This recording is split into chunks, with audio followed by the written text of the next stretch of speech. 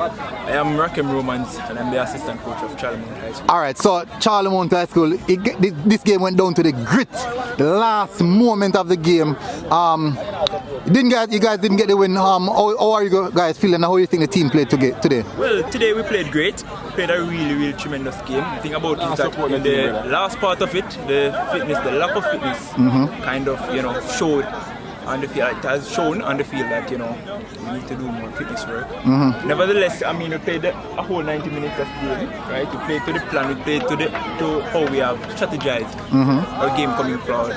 And it's just unfortunate, we had two misunderstandings on the field, because what I've heard is that the penalty wasn't a handball, it wasn't inside the box, but it's the referee's decision. I cannot do anything about that. But they had a really great team. They played well, and yet again I can personally say that they had a fitter team than us. Alright, and well, better luck next time, and we'll see you guys again, alright? Perfect.